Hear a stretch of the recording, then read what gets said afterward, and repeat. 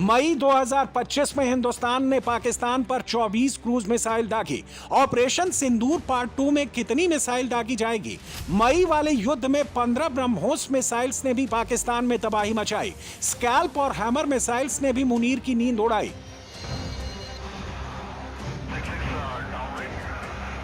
पाकिस्तान में होने वाली अगली एयर स्ट्राइक में कितनी क्रूज मिसाइल, कितनी ब्रह्मोस मिसाइल दागी जाएंगी?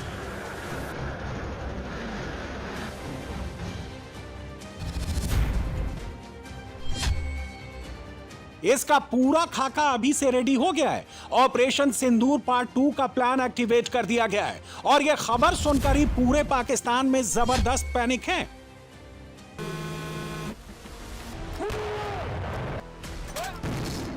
पाकिस्तान अफगानिस्तान नाम सुनकर भी कांप रहा है, लेकिन उसे सबसे ज्यादा डर हिंदुस्तान के हमले का सता रहा है। हिंदुस्तानी तोप के गोले, हिंदुस्तान की मिसाइल्स, हिंदुस्तान के बमों की गूंज पूरे पाकिस्तान में सुनाई दे रही है और अक्टूबर के आखिरी हफ्ते में मुनीर की हार्ट बीट बढ़ाने वाली कई और बड़ी डेवलपमेंट्स हो गई हैं।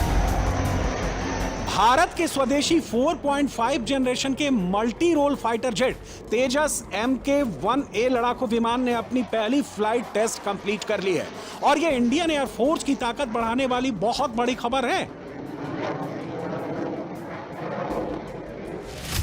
इंडियन एयरफोर्स को 2032-33 तक 180 तेजस विमानों की डिलीवरी होनी है। नासिक में जिस तीसरी प्रोडक्शन लाइन की शुरुआत हुई है, वहां 8 फाइटर जेट बनाए जा रहे हैं, जिसे बढ़ाकर 10 किया जा सकता है। तेजस मार्क 1A फाइटर जेट की सबसे बड़ी खूबी इसके विंग्स हैं, जिसमें 8 जगह मिसाइलें फिट की जा सकती हैं। इस फाइटर जेट की रफ्तार 2205 किलोमीटर प्रति घंटा है, यानी ध्वनि से भी करीब 2 गुनी तेज है। यह फाइटर जेट एक बार में 3000 किलोमीटर तक उड़ान भर सकता है। इस फाइटर जेट के ट्रायल में स्वदेशी अस्त्र BVR यानी beyond visual range air to air missile, ASRAAM यानी advance short range air to air missile और लेजर गाइडेड बम का सफल टेस्ट हो चुका है। और इंडियन एयरफोर्स में शामिल होते ही तेजस MK-1A पाकिस्तान के लिए साक्षात काल बनने वाला है और वो वक्त बहुत जल्द आने वाला है।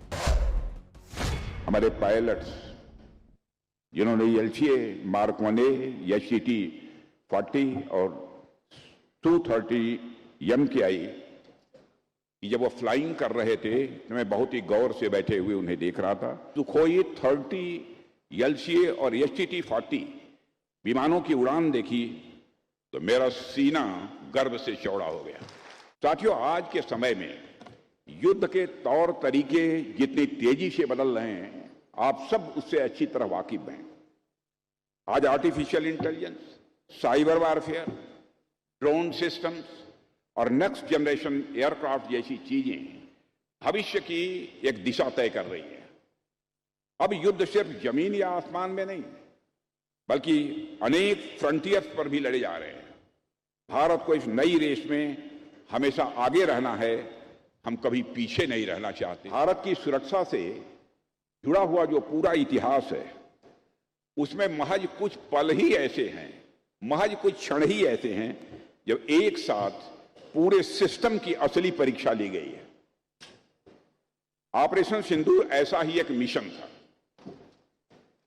इस मिशन में हमारी सेनाओं ने न सिर्फ अपने शौर्य और पराक्रम का परिचय दिया, बल्कि इंडिजिनस प्लेटफॉर्म्स, स्वदेशी प्लेटफॉर्म्स पर अपने भरोसे को और भी साबित किया है।